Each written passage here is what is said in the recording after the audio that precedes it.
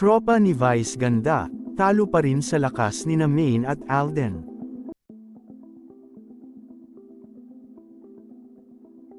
Sa gitna ng mainit na usapin patungkol sa pagtaas ng ratings ng It's Showtime kaysa sa Eat Bulaga, noong April 6, 2024 marami ang nagsasabi na hindi pa rin ito natatapatan ang tambalan nina Alden Richards at Maine Mendoza noon sa Eat Bulaga. Ayon sa mga loyal fans ng TVJ at Eat Bulaga, kahit natalo na ng ratings ng It's Showtime ang Eat Bulaga noong April 6, 2024 sa pilot episode nila sa GMA Network at ang birthday celebration ni Vice ganda.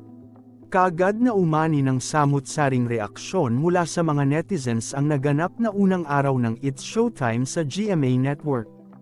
Napatunayang mas pinanood ang birthday episode ni Vice ganda kaysa sa National Barangay Day ng Eat Bulaga sa TV5.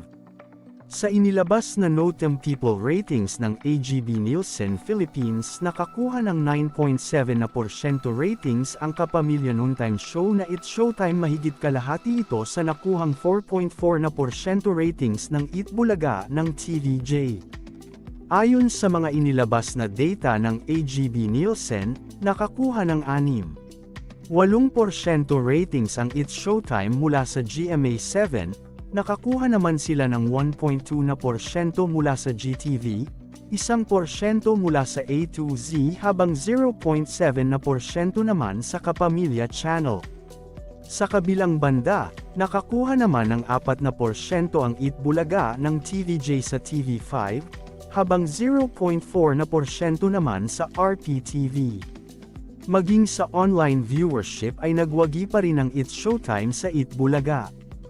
Nakakuha ng 524,274 na concurrent viewers mula sa Kapamilya Online Live, Iwan TFC, at Kapuso Stream.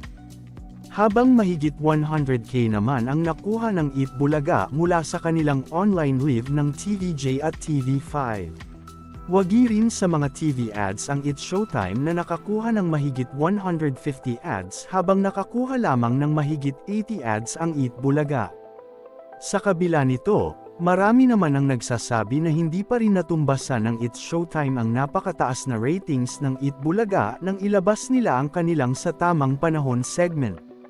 May mga humamon pa sa It's Showtime na panatilihin ang kanilang mataas na ratings kaysa sa Eat Bulaga.